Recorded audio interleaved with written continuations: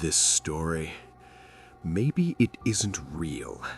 At least that's what I try to tell myself. But every moment I went through felt more real than breathing. A few weeks ago, I bought an old tape recorder. Not for anything practical, just for the memories. My father used to have one just like it. He recorded music, little messages and pieces of his life on it. Those recordings had a strange warmth to them, a soft, grainy sound, like they carried time inside them. So when I saw a similar model for sale online, I couldn't resist. The seller was an old man living at the end of a dead-end street. His house looked abandoned, dry yard, broken paint, curtains shut. When he opened the door, for a second I thought he was watching me, but he wasn't. He was staring at the recorder in my hands as if it was something alive, something he feared. He handed it to me and said quietly, "The price doesn't matter. Just if it turns on by itself, don't listen for too long." There was nothing playful in his voice, but I shrugged it off. I thought he was just one of those strange old men who say strange things. That night, I started cleaning the recorder. It was older than I expected, colder than plastic should feel, and covered in deep scratches. As I wiped the back, I noticed markings carved into the surface, not written, carved, hard, desperate.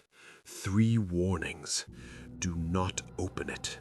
Do not turn the volume up. If you hear it, don't respond. My hand shook for a moment.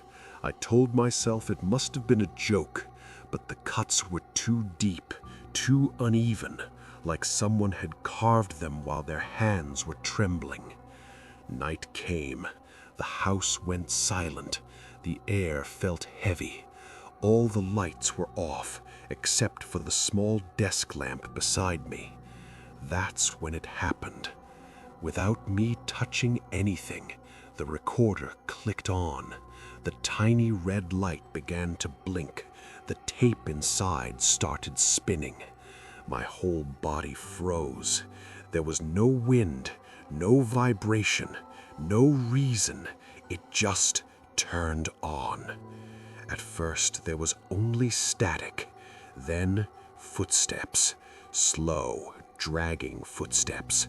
The kind that scrape the floor, like someone learning how to walk again after years. Then came a faint breath, a woman's breath, and finally her voice. "If you are hearing this, it means it has found you." My blood went cold. Her voice wasn't distant. It felt like she was standing right next to me. She continued, "If the lights start flickering, do not move. Do not look at it. It doesn't like being seen." And right at that moment, my desk lamp flickered. Once, twice, then rapidly, like the light was gasping. From behind me, I heard tapping on my door. Soft, slow, measured.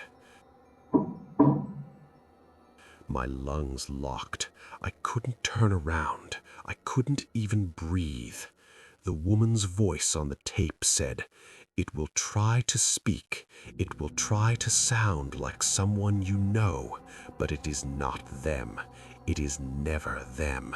Do not answer." The tapping suddenly stopped. Then I heard a voice behind me. My voice, but wrong, deeper, cold, like it came from somewhere deeper than a human throat. It whispered, "Hey, turn around. I'm right here." My whole body shook, but I didn't turn. I didn't even breathe. A few seconds later, the light steadied. The room went silent. The tape stopped on its own. I grabbed the recorder, shoved it into my closet, and tried to pretend nothing had happened. I didn't sleep a second that night. The next morning, it wasn't in the closet. It was sitting on my kitchen table, right in the center, and on the tape, written in fresh black ink, were the words, "I'm still here." It wasn't my handwriting, and I live alone. That night, I put the recorder in the storage room, closed the door, and even pushed a chair against it. I turned off the lights and went to bed. Around 3 in the morning, my phone lit up by itself. The screen said REC 0003.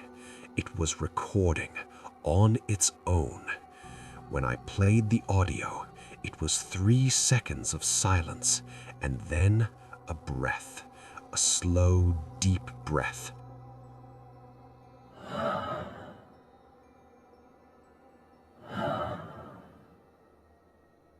From someone standing right behind me. I turned. No one was there. My phone screen went dark instantly, and from the storage room, I heard 3 taps on the wall. Like it was answering me, like it knew I was awake.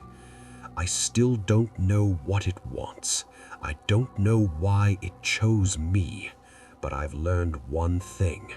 When the lights start flickering now, I stay quiet. I don't move, and I never, ever answer.